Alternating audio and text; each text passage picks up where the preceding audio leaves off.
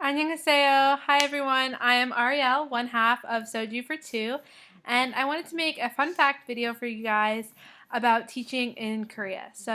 A lot of people have been curious since I sent my last fun fact video about how I became a teacher in Korea and sort of what the process entails.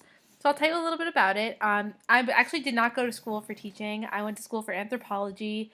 I went to a four-year university. I went to Fordham in New York. And what's interesting about sort of the process, I decided I wanted to teach when I graduated. I joined Teach for America, which is a teaching program, nonprofit teaching program in the States.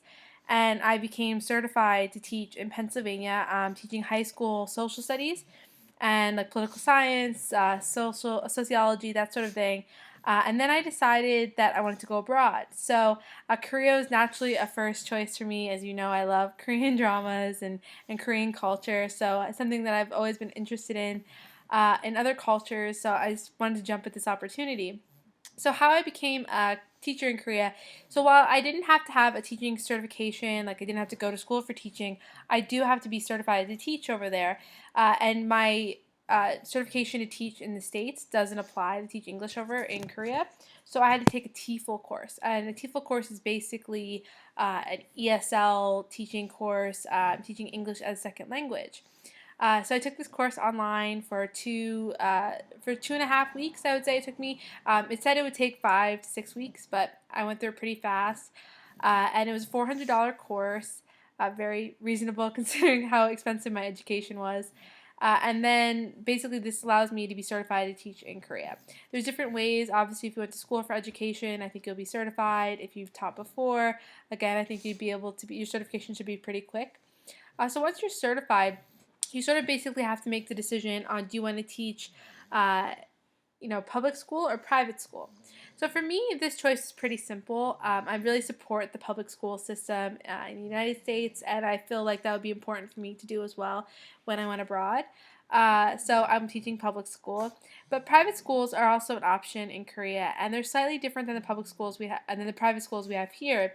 So the private schools there are called hagwons, and I think the reason why I was sort of leaning towards public school is that my experience with other people I've spoken with and with the research I've done in the schools is that I think the hagwons tend to lean towards really just the business side of education, and as opposed to like an emphasis on the students. It's a little bit more about the grades they get, how well they're performing, as opposed to like a holistic education and about the students.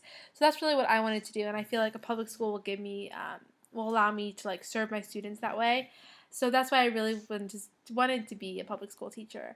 The process for me, once I decided it was public school, was finding sort of the consulting agency that was going to help me with that. So I chose Corvia for two reasons. Basically, their reputation was really stellar for getting uh, teachers into classrooms, in the public school classrooms, and really supporting the teachers, even though you sort of go on your own once you get to Korea. And then also because I've had a few friends that have gone through Corvia and really really liked it. So I think the reputation was just huge, and that's why I went with Corvia. There's a lot of other consulting firms, so definitely do a lot of research before you pick one. And then you have to pick your location. So I picked Seoul, but I really was willing to sort of teach in a lot of places and to move just about anywhere in Korea. I think I was really excited to get Seoul because my language skills are still really like rudimentary. So for right now, while I'm learning the language and still learning, I think that Seoul will be the best place for me, that I still have the comfort of a lot of people that speak English, but I can push myself to learn as much Korean as possible as soon as I get there. And obviously, I'm learning it right now too. So I'm really happy to get Seoul, but it's most competitive. So I think if you don't preference Seoul, it might just be an easier, like quicker process. But I'm not really too sure about how that works if you don't pick Seoul. So then once I picked Seoul, I just sort of waited, and I think the waiting is interesting because you're basically waiting for your paperwork. The number one thing to get done immediately when you decide you want to teach abroad is to do your criminal background check. This entails getting your fingerprints and sending it to the FBI, basically that you're allowed to teach children.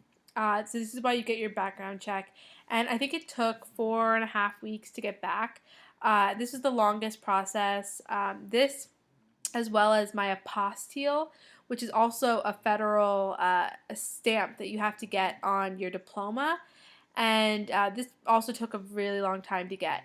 So basically, the paperwork, you want to do it immediately. Don't delay any of it, and that way your process will be just really smooth. And I think that my, Carvia consultant was really happy that I did everything really quickly, and I think that it just made like life so much easier. I would just really stay on top of your paperwork. That's huge. Also, I really realized that a lot of people like tend to forget things, so just make a checklist. You'll have to do a lot of things. You have to give your diploma. You have to have your passport. You have to get passport extra photos.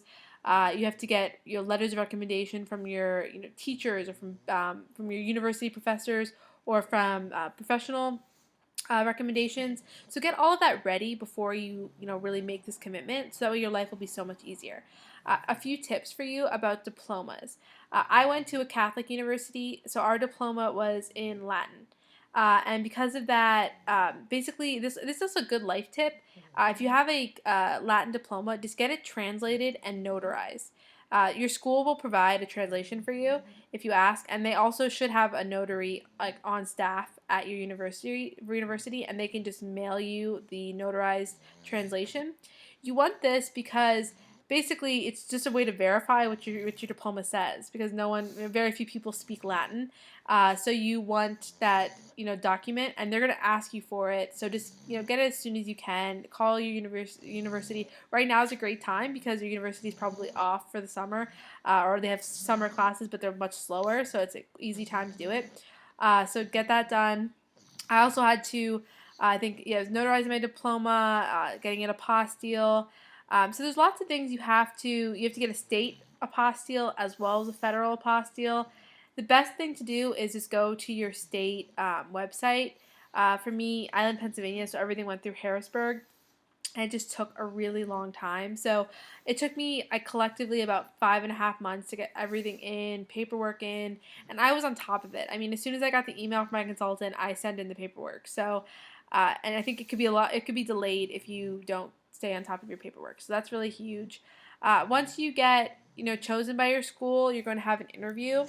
It's going to be over Skype, so get a Skype account right away. That'll make your life easier. I didn't have one, so I got one, and that once I realized that I'm going to be using Skype a lot when I'm over there, it makes sense. Also, once you get chosen by your school, you're going to get your contract. So right now, that's sort of the stage I'm at. I'm at the contract, booking a flight, getting my visa stage.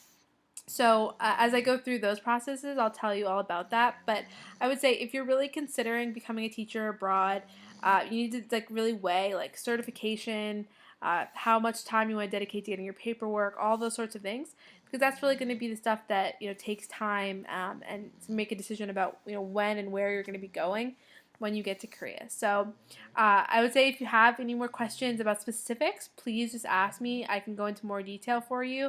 But this is just sort of like an overview of how the process worked.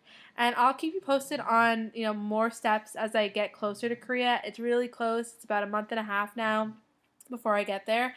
So it's getting really close, and I'm going to give a lot more videos about sort of my packing process, what I'm bringing with me, what I'm leaving behind, sadly.